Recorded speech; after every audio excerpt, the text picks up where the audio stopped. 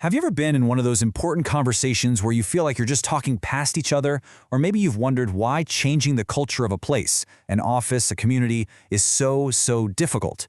Well, today, we're going to dive into some really powerful ideas that kind of give us a roadmap, a way to move from just being aware of these things to, actually doing something about them. Let's get into it. Okay, so before we start any big journey, we have to prepare, right? And for a journey into topics like these, the absolute most important thing is creating the right environment for the conversation itself.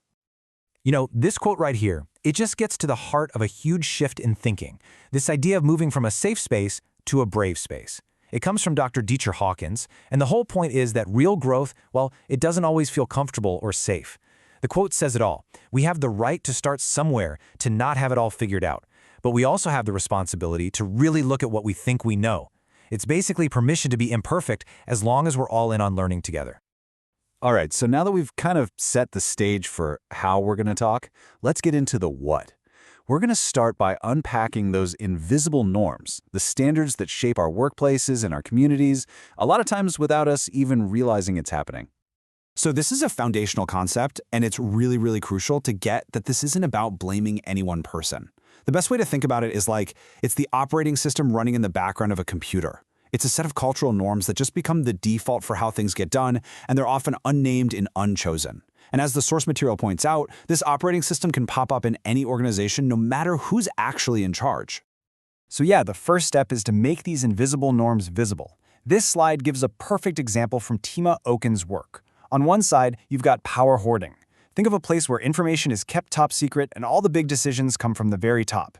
Now look at the alternative, power sharing, where ideas are welcome from literally everyone and the goal is to work together. I mean, which one of those feels more creative, more empowering?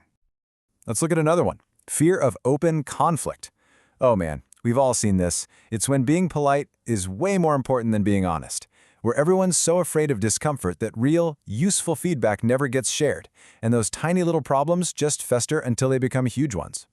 The pivot, the alternative, is moving toward direct and constructive feedback, which creates a culture where people can actually learn and grow from each other. In this slide, this one just illustrates a tension that I think we all feel. Do we think of progress like a machine that's always demanding more fuel just to pump out a higher quantity of stuff? Or do we see it more like a garden, something you have to nurture for long-term health and quality?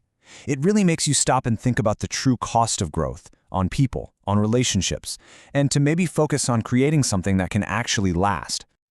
Okay, so we've looked at some of these specific cultural behaviors. Now let's zoom out a bit and see how this all fits into the bigger journey of an entire organization. Like, how does a whole institution really transform? This continuum model is so incredibly helpful because it takes this massive, totally overwhelming goal, becoming truly inclusive, and it breaks it down into a path you can actually follow. It shows that change happens in predictable stages.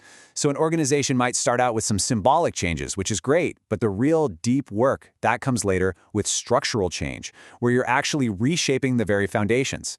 It's a roadmap. It shows you not just where you are, but what the next steps on the journey could look like.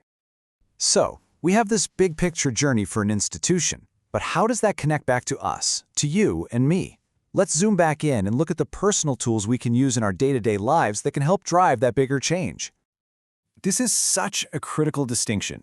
In a debate, what's the goal? It's to win, right?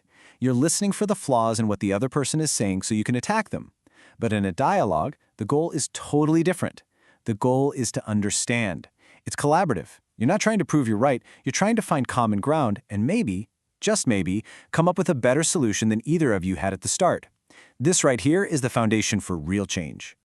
Another really powerful framework for this personal work comes from Dr. Sean Ginwright's book, The 4 Pivots. What's so amazing about his approach is that he argues that if we want to create change out in the world, we first have to make some shifts inside ourselves. He lays out these 4 fundamental pivots in how we see ourselves and our work, moving us away from burnout and frustration and toward action that's way more sustainable and meaningful. Let's take a look at what they are. Let's walk through these. First up is awareness. That's shifting from a lens to a mirror. So instead of just analyzing problems out there, we turn that lens inward and see how we are part of the system too. Second is connection, moving from transaction to transformation.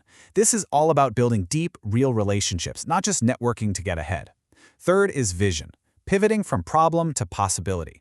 So instead of just getting stuck on what's wrong, we actively imagine and start working towards the world we actually want to live in. And finally, presence, shifting from hustle to flow. This one's about moving away from that constant, frantic state of busyness and toward a more grounded, mindful, and sustainable way of being. So we've talked about creating a brave space, unpacking cultural norms, we've mapped the institutional journey, and we've found personal tools for change. Now let's tie this all together with a really simple but honestly profound allegory. First, to set the stage for the story, here's Dr. Kamara Jones's definition of racism. And the key word here, the most important one, is system. This isn't just about individual attitudes, it's about how opportunity is structured. And that is exactly what her allegory explains so beautifully.